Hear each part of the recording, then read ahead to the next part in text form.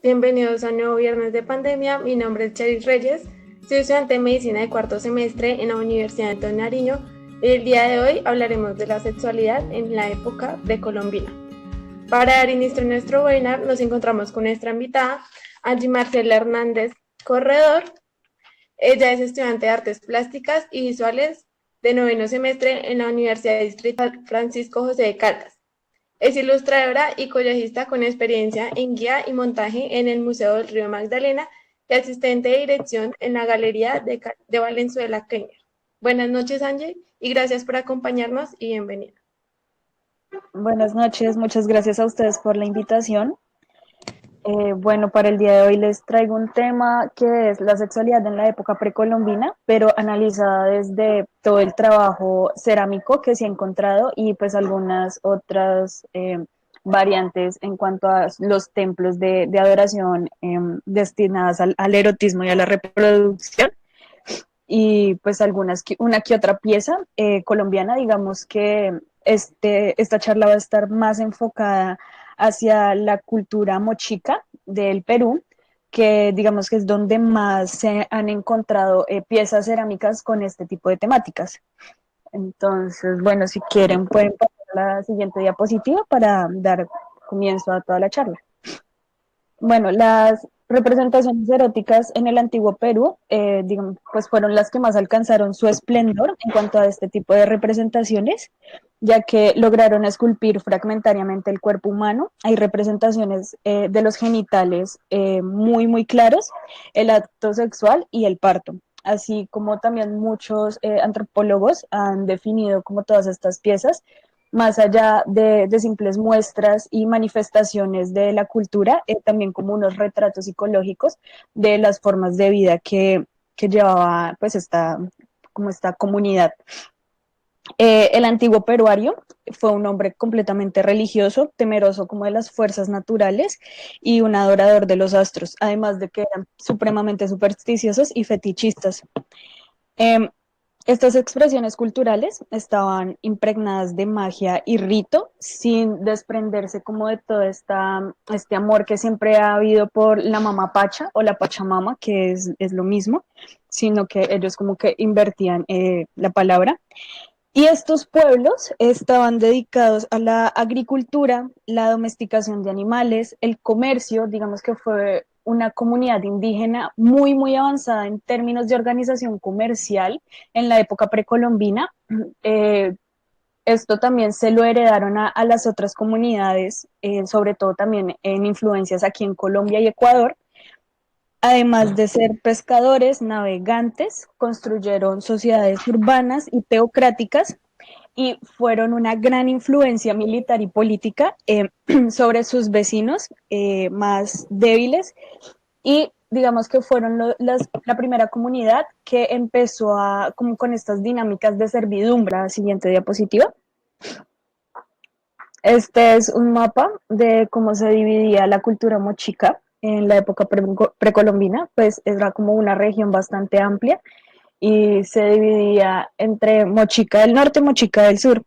Estas regiones poseían como un clima bastante árido, lo que permitió la preservación de las piezas cerámicas, algo así parecido a lo que sucedía en el Antiguo Egipto, que también los climas áridos del Antiguo Egipto fueron lo que pues han sido lo que han permitido como la preservación de estas piezas.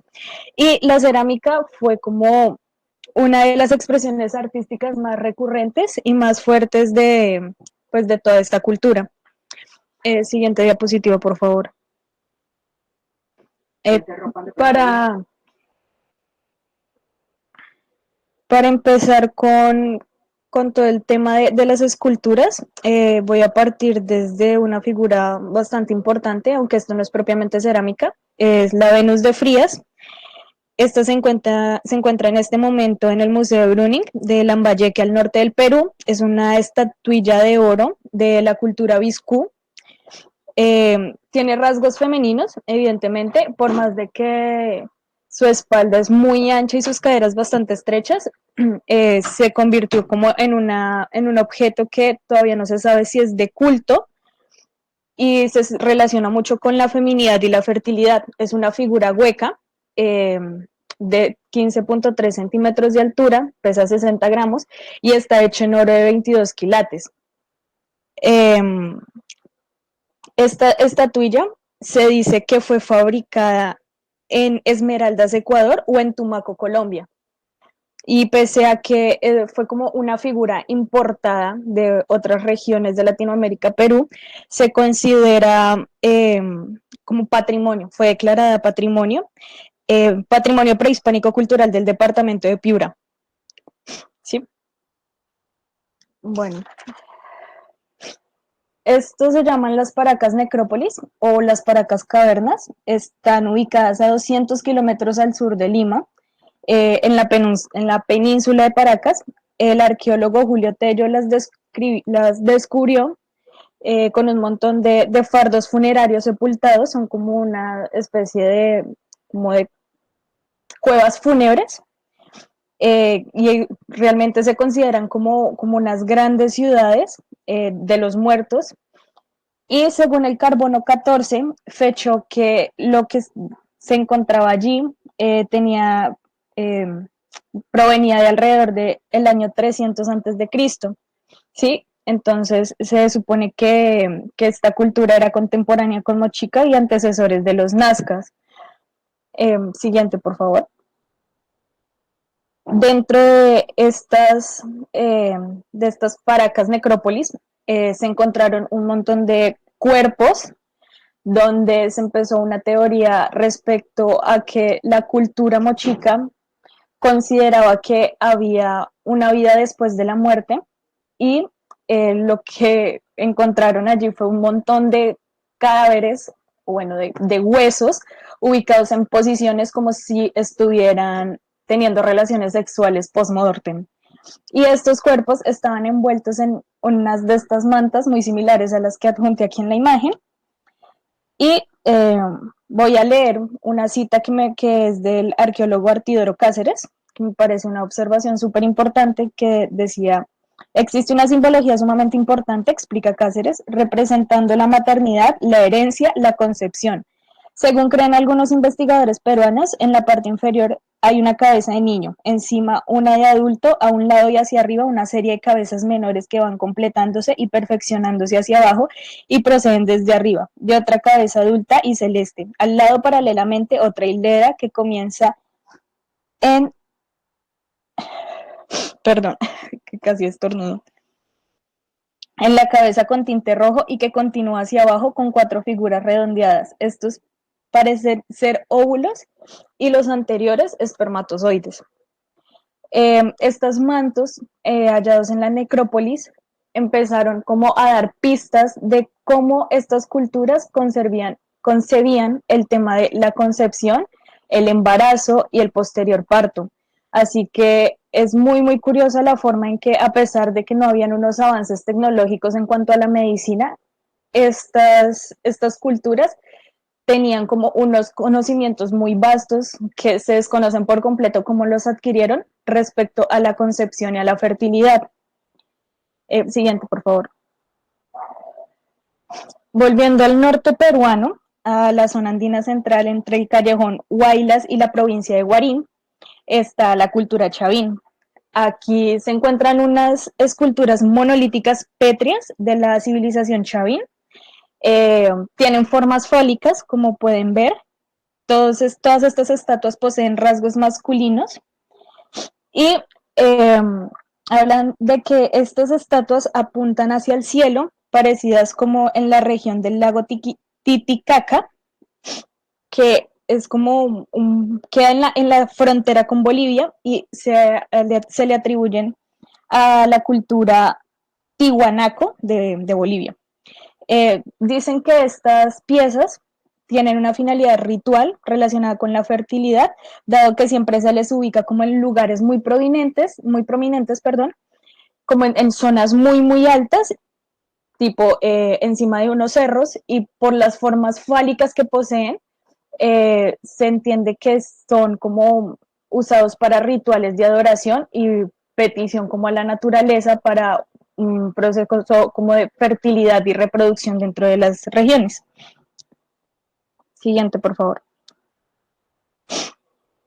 Bueno, esto ya es cerámica Nazca. Esto es muy curioso porque aquí se empieza a ver como los primeros rasgos respecto a las disidencias sexuales dentro de la comunidad indígena. Se dice que los vasos eróticos peruanos fueron como la primera representación erótica que hubo en el mundo y estas manifestaciones plásticas permitieron indagar mucho respecto a cómo se estaba entendiendo la sexualidad en la época precolombina. Por ejemplo, en esta imagen observamos una cabeza con dos rostros. Una de los rostros tiene la boca abierta, la siguiente está chupando algo, tiene los labios como si silbara, y por el otro lado hay una cabeza que tiene la boca abierta. Entonces, muchos estudiosos dicen que estas imágenes empiezan a hacer como referencia a temas de la bisexualidad dentro de estas culturas. Siguiente, por favor. Bueno, aquí hay unas imágenes como de las cerámicas que se encuentran. Siempre está como una representación bastante fuerte y bastante prominente de los órganos sexuales. Es una cultura que realmente toda la parte de la sexualidad fue muy, muy relevante, incluso para los temas de la conquista. Y esto lo vamos a entender un poco más adelante cuando empecemos a hablar de cómo llevan también los procesos de tanto los matrimonios, incluso la organización alrededor de la prostitución en la época. Siguiente, por favor. Bueno, estas son como unas figuras también en cerámica. La cultura mochica no solamente hablaba de la sexualidad, también mostraban como las enfermedades que sufrían en esa época a través de estos huacos. Por ejemplo, en las esquinas hay figuras donde muestran como las enfermedades, cuerpos con tumores, con amputaciones, y en el centro están estos dos animales, como estas dos figuras antropomorfas. A la derecha se supone que es como una representación de una persona con sífilis. Tiene un montón como de turupes que representan los tumores y a la vez hay una parte de su labio que está como caído y dicen que esta fue la forma que tuvieron los mochicas de representar esta enfermedad. Y a la izquierda, esta figura representa la uta, que es como es una figura que muestra de una manera muy desgarradora esta como la manera en la que se desprende la carne de la piel como si fueran colgajos, lo que da espacio a que se empiecen a notar los huesos de la cara. Esta figura es muy, muy importante debido a que se convirtió en la imagen de la Sociedad Dermatológica del Perú. Siguiente, por favor. Acá tenemos un mejor acercamiento. La imagen de la izquierda de nuevo está ya como en primer plano. Esta es la figura que se volvió como la representación de la Organización Dermatológica del Perú. En el centro hay una representación a la maternidad que me parece a mí muy, muy bella, que es una madre acompañada de su hijo.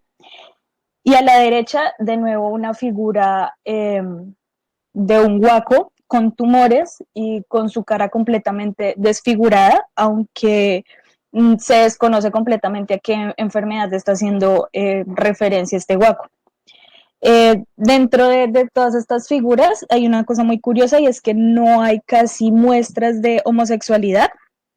Digamos que la presencia de la homosexualidad dentro del arte erótico de esta cultura es como muy mínima, ¿sí? Aunque no se descarta en absoluto de que exista, como que hayan existido relaciones homosexuales.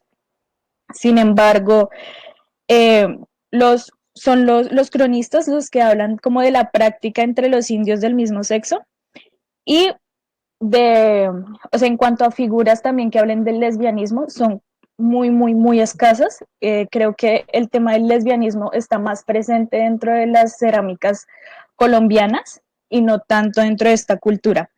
Lo que sí hay, por favor, la siguiente imagen, son este tipo de representaciones.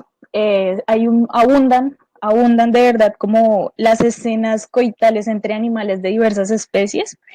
Las más frecuentes son perros, gatos, cuyes y llamas. Entonces, esto es como mucho más frecuente que de pronto encontrar imágenes de relaciones homosexuales. Siguiente. Bueno, esto es una botella con forma fálica. Eh, los vasos más antiguos fueron pertenecientes a la cultura Bicús, Binú y Salinar. Estas figuras están datadas entre los años 500 antes de Cristo y los 200 de nuestra era, alcanzando como su época dorada durante el periodo Moche, que es de los años 500 después de Cristo. La cultura moche, como les mencionaba, fue la que más influenció la vida política, social, económica y religiosa de todos los pueblos que habitaron en el Perú septentrional, porque esta cultura, digamos que de cierta manera, sometió y fue la que marcó el modus vivendi impuesto por los mochicas. Estas botellas fálicas tienen una cuestión muy curiosa, y es que eran botellas que se realizaban a manera humorística, porque en la punta del falo era donde estaba el agujero donde todos tenían que beber el líquido que contuvieran. Entonces, como que también era una forma de convertir y hacer como una broma alrededor de todo este tema de la sexualidad. Siguiente. Bueno, por este lado tenemos el Ayapaec o degollador y la Huaca del Sol y la Luna. Bueno, esto es bien complejo y bien interesante también, porque el arte erótico de este periodo se desarrolló bajo las concepciones imperantes de la época, asociadas a las ideas religiosas y filosóficas de los mochicas, quienes creían que no todo terminaba en la muerte. Esto debido a que, pues lo que yo les comentaba, se hallaron varios esqueletos dispuestos en posturas sugestivas, como coitales, post-mortem, y también gran parte de estos cuerpos fueron hallados en la Huaca del Sol y de la Luna. Y por un lado tenemos el Ayapaec, que es una figura de una araña antropomorfa que es representada en las pinturas murales con una expresión atemorizante. ¿Sí? Tenía unos rasgos claramente eróticos, y esta pintura fue encontrada, es un friso pintado en una de las paredes de la Huaca del Sol y de la Luna, y no solamente representaba como la parte reproductiva y de fertilidad, sino que era un dios completamente ambiguo y contradictorio, porque por un lado procreaba la vida y por el otro también la destruía, y por siglos simbolizó la abundancia y la riqueza, pero parece que, o sea, como la finalización del poder de esta figura terminó representando o siendo sinónimo de la muerte. Según los arqueólogos como Julio Tello y Rafael Tarco, los cuerpos encontrados en esta Huaca del Sol habrían sido usados como en rituales, por decirlo así.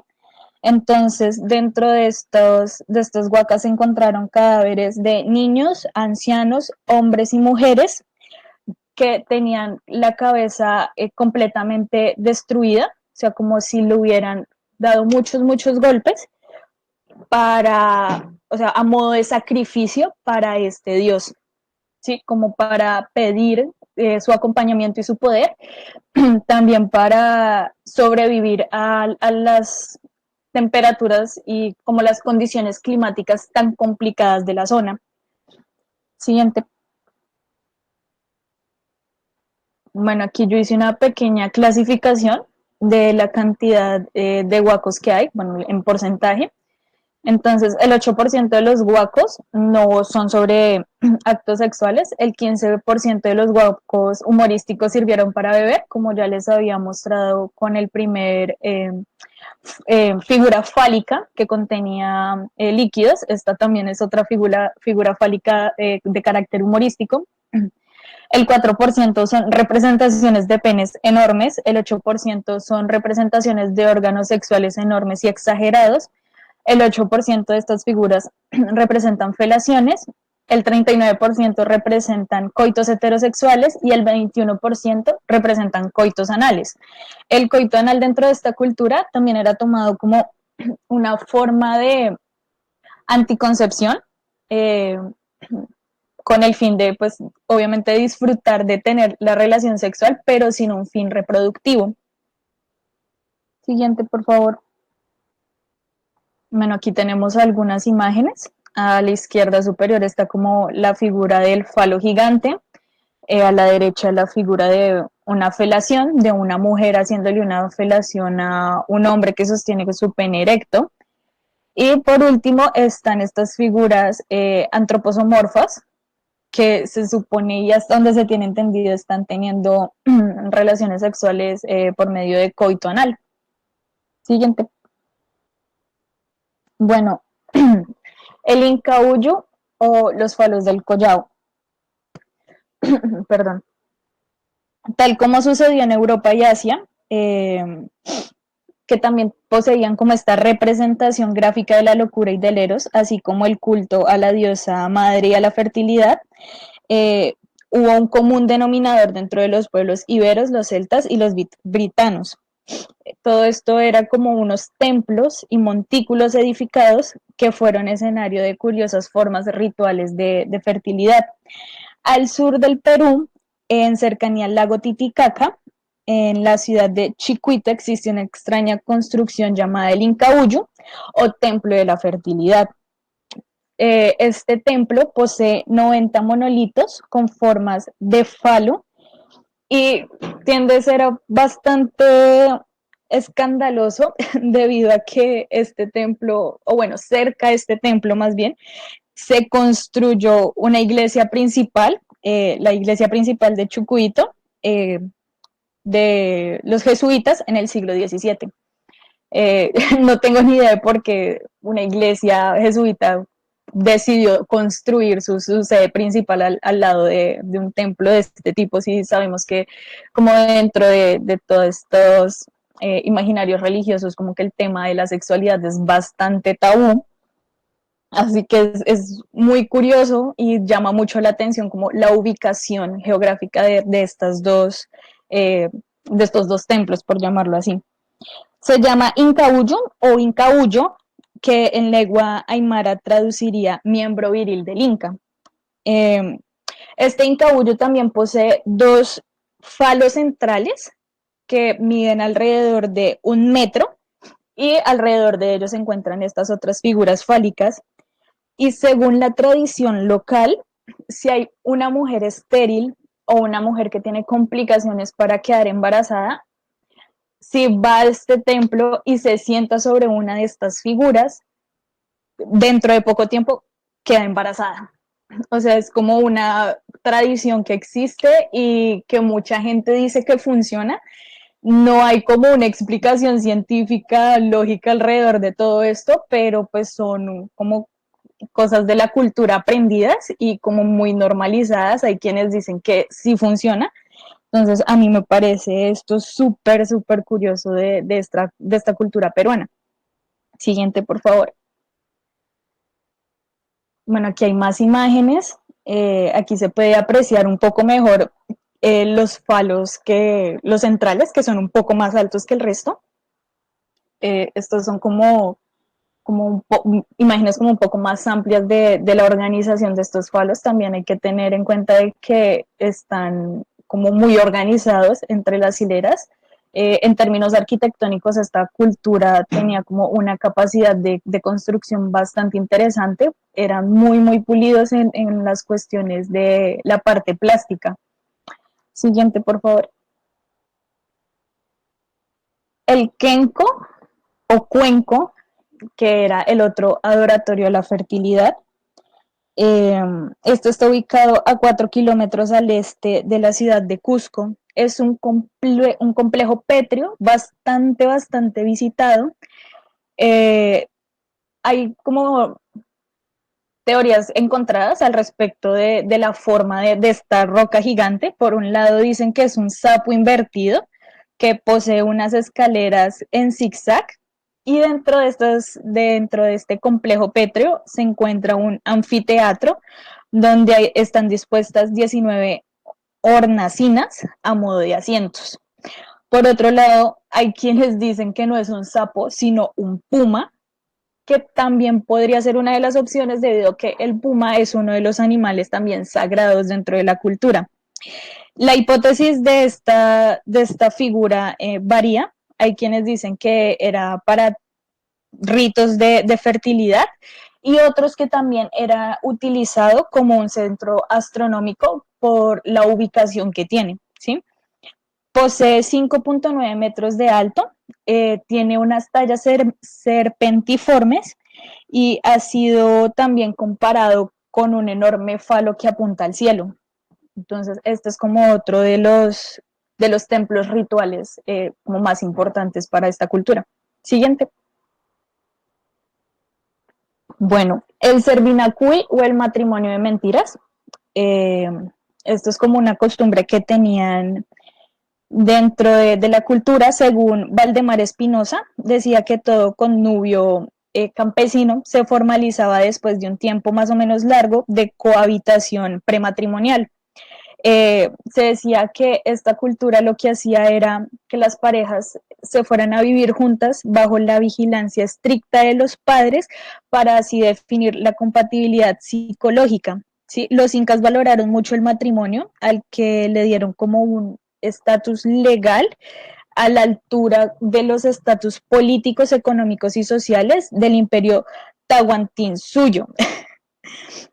Sin embargo, pues el matrimonio en esa época seguía manteniéndose como lo entendemos un poco ahora, que es como un contrato con el fin de tener descendencia y no era un acto necesariamente religioso, digamos que ellos entendían el matrimonio como tal, más como un acto político, ¿sí? Para mantener su cultura intacta. Si quieren podemos pasar a la siguiente imagen, que es una ilustración súper linda que encontré. Bueno, esta es la primera historia de las reinas collas. Es una ilustración del cronista mestizo Huamal Poma de Ayala. La mamá Huacocoya marca el comienzo de las reinas collas, esposas de los incas. Dicen que ella era hija del sol y de la luna. Con la autorización de su padre Inti, se casó con su primer hijo Mango Capac Inga. Perdón. Bueno, el casamiento era considerado como un estado normal del hombre adulto, incluyendo los sacerdotes de la cultura también se podrían casar, también podrían contraer matrimonio. Eh, y curiosamente, los matrimonios también le permitían a los incas tener un orden geopolítico de control poblacional, ¿sí?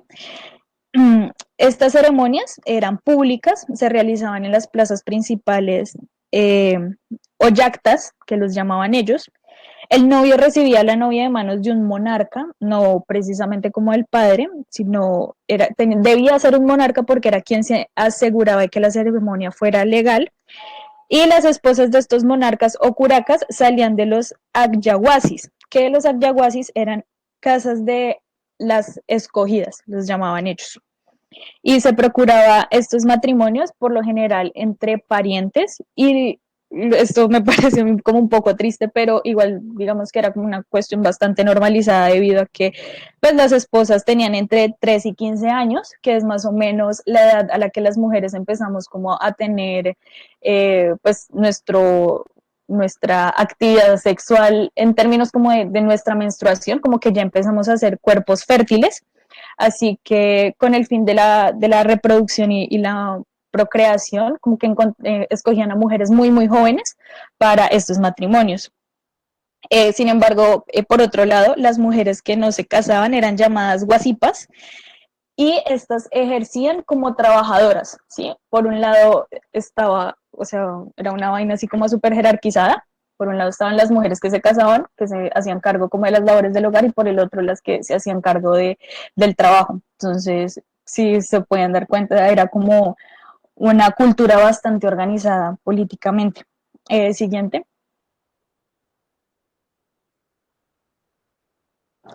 Bueno, aquí ya entramos a las paiparunas o las prostitutas del Incario. La paiparuna, en términos, en español, en la traducción española, significa ramera. Bueno, esto fue difundido en el Imperio Tahuantinsuyo, igual que los matrimonios.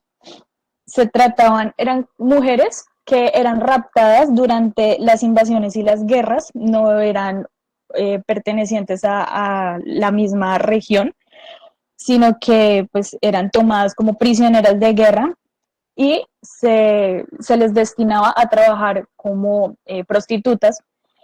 Y curiosamente los incas, sí, eran muy organizados.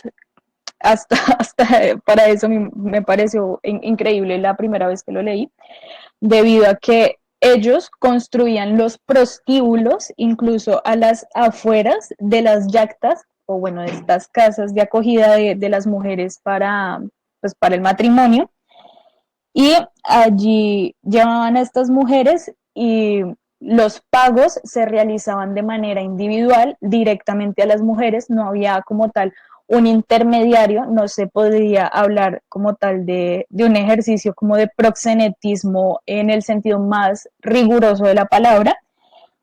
Y estas mujeres, pese a ser prisioneras, digamos que sí tenían como unas especies de garantías en cuanto a términos de alimentación, techo y como los términos de manutención.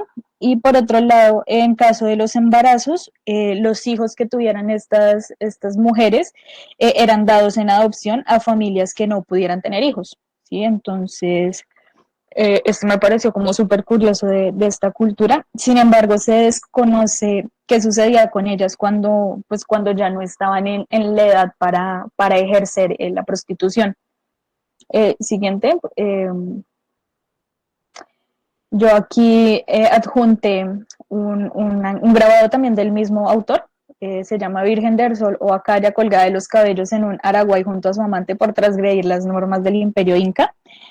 Eh, Pese de que la prostitución, digamos que era como un trabajo legal dentro de esta cultura, también como que habían unas normas en las que los hombres que estuvieran casados no podrían tener acceso a estas trabajadoras sexuales, así que pues eran castigados en el momento en que eran descubiertos de que estuvieran como frecuentando estos lugares, ¿sí?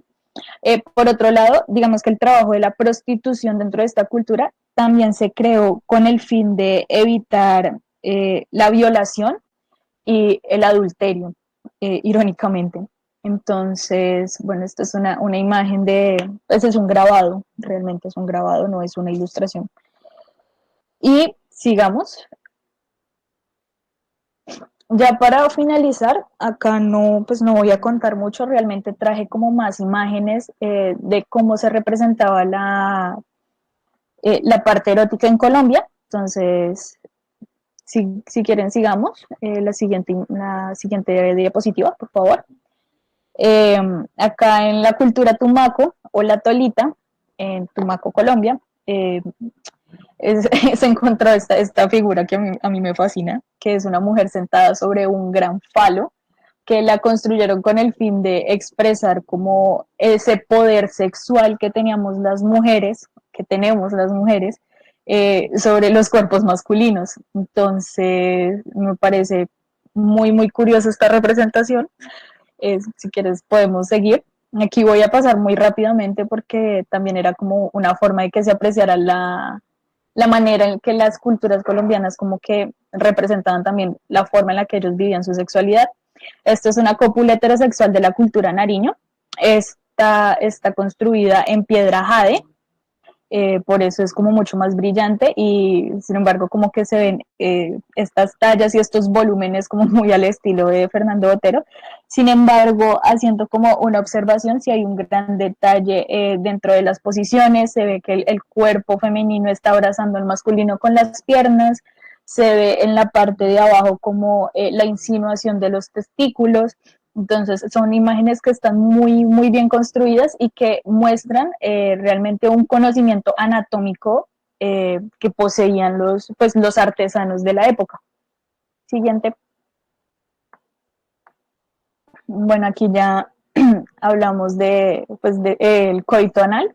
Digamos que el coito anal sí hay muchas representaciones acá en en Colombia, más frecuentes que en Perú. Por un lado está este hombre con dilatación anal, también de la cultura tumaco, y hay una imagen de la relación anal entre hombre y mujer, que es la imagen de la izquierda. La cultura tumaco, digamos que es como también una cultura que abordó mucho el tema de la sexualidad. Sin embargo, como que su producción no está tan abarcada por estos temas. Sigamos, por favor. Bueno, aquí a la izquierda tenemos una imagen de una relación homosexual en la que un hombre le hace a otro cunilingus. Y esta figura me parece también muy curiosa por la pose que está manejando, porque digamos que está como el cuerpo de manera contraria al otro. Sin embargo, se entiende claramente que hay unos penes erectos, hay unos cuerpos masculinos, hay un acercamiento de la boca al ano del otro hombre. Entonces, se notaba que, digamos, que ellos vivían la sexualidad como de una forma con menos tabúes a como lo estamos concibiendo actualmente, lo cual es bastante irónico, me resulta a mí, pues se supone que ya estamos como en una civilización, entre comillas, más avanzada, pero definitivamente como que concebimos la sexualidad de maneras muy diferentes al parecer. Por el otro lado está una relación heterosexual por la espalda, a tergo sin poderse definir si es vaginal o anal. Esto es de la cultura malagana. La cultura malagana pertenece a el Valle del Cauca. Y bueno, esta imagen, digamos que no hay como una claridad más, o sea, tan definida como de pronto con las otras imágenes, que se comprenden bien los cuerpos, sino que hay una leve insinuación. Se presume que tal vez es porque el material con el que fue, pues en el que fue tallado es mucho más denso, mucho más duro para poder construir la imagen. Siguiente. Bueno, esta figura a mí en lo personal me encanta. Se supone que es una mujer de espaldas con los muslos separados y hay un hombre con el pene erecto que pues ya está introducido dentro de la vulva. También es de la cultura malagana. La cultura malagana tiene una característica que a mí me parece muy interesante y es que el manejo de los materiales varía mucho, así que los resultados en cuanto a acabados plásticos y en términos anatómicos son bastante diferentes, incluso podría uno confundirse y decir como no, bueno, tal vez esto es de otra cultura, pero no, realmente es de la misma. Y quiero que también se tenga en cuenta como la forma en la que se construyen estos cuerpos y hay una gran claridad respecto a las poses que están manteniendo. Siguiente. Bueno, por un lado está la mujer con piernas dobladas y recogidas con mano debajo del vientre y se dice que está mostrando el ano dilatado. Esto también está construida en piedra de jade. Y a la derecha tenemos dos piezas de cópula. Eh, Digo que son dos piezas porque realmente son dos figuras que se separan, pero en el momento en el que uno las junta, el agujero de la vulva de la mujer empata completamente con el pene erecto de la otra figura. Entonces es una pieza muy bien pensada, muy bien desarrollada, aparte que también habla de unas formas en las que ellos, pues las posiciones que ellos usaban para tener las relaciones sexuales. Y esto también como que varía mucho respecto a la cultura tairona, porque en el tairona se decía que la mujer no podía moverse durante el acto sexual porque era como tildada también de ramera, entonces eran los hombres quienes tenían que hacer como toda esta parte del movimiento y como el disfrute y el goce sexual, ¿sí? Siguiente, por favor. Bueno, acá está también la mujer en posición genupectoral, penetrada analmente, y el otro es una figura de una mujer embarazada penetrada por vía vaginal. Aquí pues se puede observar claramente que pese a los tabúes que tal vez pueden existir ahorita respecto a si las mujeres embarazadas pueden tener relaciones sexuales, para las culturas indígenas era perfectamente normal y tenían como una vida sexual bastante activa incluso durante pues como la época gestante, como este tiempo gestante. Y hay otra cosa que me parece muy curiosa y es que habían como curas o mamos que le llamaban dentro de las culturas indígenas, y ellos también usaban el acto sexual como un método, entre comillas, medicinal. Entonces, dependiendo como la enfermedad que tuviera la persona, definía la cantidad de sexo que podrían tener durante un día, a qué horas, de qué maneras. Entonces, como que sí había un tema de adoración y de fijación respecto a toda la cuestión sexual, no solo a modo de disfrute, sino también en términos médicos para ellos. Siguiente. Bueno, esto es como de las pocas representaciones de las relaciones homosexuales masculinas que logré encontrar. Pues me disculparán ahí también un poco la imagen pixelada. Y por otro lado está un par de amantes heterosexuales. Se ve el cuerpo de la mujer sentada sobre el pene erecto del hombre. Y esta figura, contrario a las otras imágenes, no está tallada en piedra, sino que es una escultura tallada en hueso de la cultura tairona. Tiene 15 centímetros y medio de alto, tiene 4.7 centímetros de ancho, de largo, perdón, y 2.5 centímetros de ancho. Es una figura, a mí me parece súper bonita porque además de mostrar como la parte sexual, también empieza a mostrar como toda esta joyería que ellos usaban, ¿sí? Entonces está como los sombreros con estos adornos y esta parte como ya representativa de la cultura con la que uno pues los relaciona en el momento que uno dice como la cultura indígena del Tairona, siempre hay como unos imaginarios respecto a unas estéticas que ellos manejan, entonces también aquí hay como una claridad también alrededor de este tipo de indumentaria. Siguiente. Y ya para finalizar, esta es como la única imagen de coito lésbico que encontré. Es una representación en hueso de la cultura tairona. Se ve claramente que son dos figuras femeninas teniendo como un contacto sexual bastante insinuado, no es como muy evidente como tendría a pasar con las otras figuras, es más disimulado, pero igual sí hay como esta muestra de estas relaciones homosexuales dentro de las mujeres, dentro del pues, el sexo femenino. Y igual me parece a mí como una figura súper bonita en términos estéticos, me parece que está muy bien construida y que mantiene como una delicadeza alrededor de las cuestiones, no solamente sexuales y del disfrute erótico, sino también del ámbito emocional, en donde la relación sexual también tiene que ver como con una unión que va más allá de lo meramente físico. Y ya, con esto ya finalizaría mi presentación. Espero no haberlos aburrido mucho, espero no, pues que haya quedado como todo muy claro. No sé si haya alguna pregunta al respecto.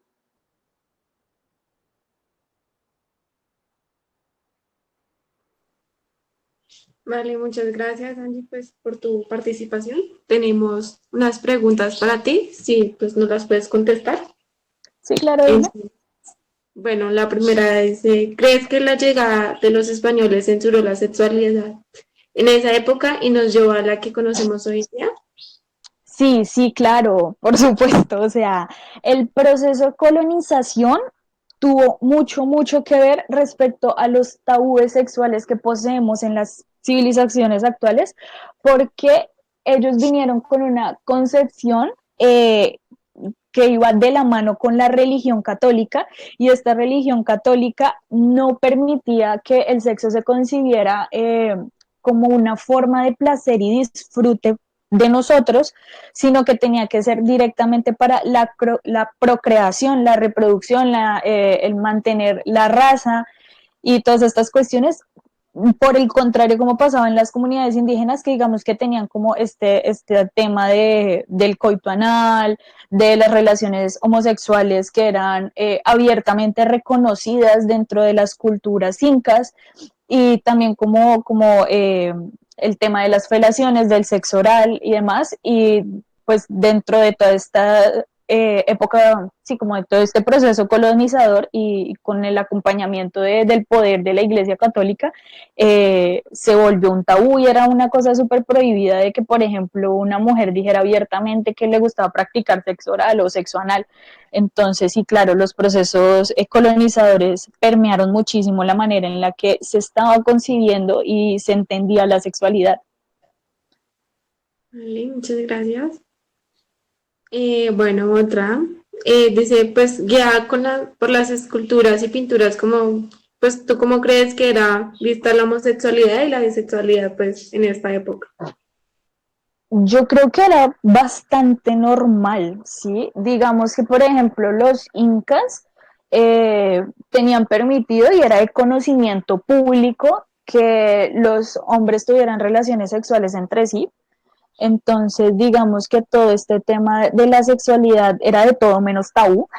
Digamos que en términos ya de organización sociopolítica, sí habían como unos parámetros, pero en el momento del disfrute sexual no habían tabúes ni digamos que no se castigaba de manera súper rigurosa o de, pues en términos legales, el tema de las prácticas homosexuales. Vale. Y bueno, esta es otra. Pues tú, ¿cómo crees que, pues crees y crees que la mujer era pues sexualizada con abundancia en esta época o no lo era? Me repites la última parte, es que se me fue el audio, no te entendí. Tranquila. Que si crees que la mujer era sexualizada pues con abundancia en esta época. Ush, sí, claro. Digamos que las mujeres, sí, o sea, es que es muy curiosa la manera en la que ellos entendían el cuerpo femenino, porque por un lado estaba todo este tema de la reproducción y el mantener como su cultura, pero también por otro lado había como una clara objetualización también del cuerpo femenino, independientemente de que fueran como presas de guerra, como sucedía con las prostitutas, porque también hay que tener claro que la prostitución no era una cuestión voluntaria, sino obligada a estas mujeres. Así que sí había como un tema de hipersexualización del cuerpo femenino que estaba bastante normalizado, ¿sí? Independientemente de que fueran como muy abiertos con los temas eróticos, sí había una cuestión de dominio del cuerpo femenino como posesión del hombre y del esposo, y obviamente con fines políticos y militares, porque digamos que a través de la historia nos hemos dado cuenta que la mejor forma que, bueno, la mejor, entre comillas, pues mejor para ellos, claro está, de marcar territorio y de decir que hay un pueblo que está ejerciendo una dominación, es a través de la violencia ejecutada sobre los cuerpos femeninos, ¿sí? Entonces, también eso es una vaina que se ha permeado actualmente, por eso, digamos, en casos más recientes está cuando sucedió todo esto de, de las revueltas que hubo en Bogotá en septiembre, que también se presentaron como las violaciones de unas mujeres dentro de unos CAIs, obedece a estas mismas dinámicas de mantener el poderío masculino a través de la dominación del cuerpo femenino. Vale, muchas gracias. Bueno, pues como tú nos mencionabas, pues los palos pues eran bastante frecuentes en el arte precolombino, ¿verdad? Sí, ¿Tú crees que pues esto se debía pues a la posición que el hombre tenía en esta época? seguramente, sí, seguramente como todas estas formas fálicas hacían referencia a una predominancia del poder masculino, por eso es como más frecuente, pese a que sí había como una representación pues, de los órganos sexuales femeninos no son tan frecuentes como ver falos. Así que sí podría ser una manera pues, de ellos reafirmar como su poder y su dominio a través de estas representaciones. Sí, estoy de acuerdo contigo. Vale, bueno, entonces, pues según como pues tenemos entendido, en esta época se tenía muy en cuenta como la naturaleza y toda su relación que pues que tenía con el mundo y su funcionamiento. Pues, ¿Sí? ¿tú cómo crees que se relacionaba toda esta naturaleza pues, con la sexualidad? Bueno, pues la comunicación y la relación que había entre las culturas precolombinas y la Pachamama era a través como de los ritos, ¿no? Digamos que ellos presentaban unas ofrendas a los dioses en los que ellos creyeran y pues con el fin de también permitirles en cuanto a la fertilidad, y no solo la fertilidad en términos reproductivos, sino también a la fertilidad de sus tierras, porque estas culturas vivieron como en zonas muy áridas, donde era muy complicado la agricultura, digamos que el fenómeno del niño era como muy perjudicial para ellos, ¿sí? Así que ellos, como que la relación que tenían con la Pachamama y la Tierra Madre, ellos concebían la fertilidad no solamente a través del cuerpo, sino también de las tierras, y como una relación directa en la que el cuerpo y la naturaleza era una sola y funcionaba como una sola. Entonces creo que es de ahí de donde como que nacía toda esta relación y como que era permanente este contacto entre el dios natural, la Pachamama, y ellos como seres que cohabitan con esta Pachamama. Dale, muchas gracias. Y pues ya por último, se puede pensar pues, de un abuso, del abuso sexual en esta época y pues cómo sería vista para entonces. En términos de abuso sexual, probablemente pudo haberlos, pero digamos que no hay como un registro eh, en términos de que como que fuera algo más evidente, porque estas culturas pues crearon el tema del trabajo sexual, o bueno, empezaron a obligar a estas mujeres a ejercer el trabajo sexual precisamente con el fin de evitar las violaciones. Sin embargo, hay otro tipo de violaciones, digamos que desde Rita Segato como que también se explica que el cuerpo femenino no es solamente violentado de esta forma carnal, sino que hay otras formas de violencia y de violación al cuerpo de la mujer. Así que probablemente sí los haya, y pues partiendo también del punto de que las mujeres que ejercían el trabajo sexual eran prisioneras de guerra y eran obligadas a esto, yo creo que sí se podría considerar como una especie de violación colectiva hacia unos cuerpos femeninos condenados por cuestiones políticas y militares a esto, ¿sí? Sí. Vale, Angie, pues ya muchas gracias Vale, pues, por participar y por acompañarnos en este viernes de pandemia. vale. La charla, muchas gracias. Bueno, a ustedes por la invitación, espero que lo hayan disfrutado, que haya quedado pues todo claro, y pues sobre todo como que haya quedado como algún tipo de interés alrededor de esta cultura para que investiguen más y se adentren más dentro de toda esta producción plástica que es muy, muy bella.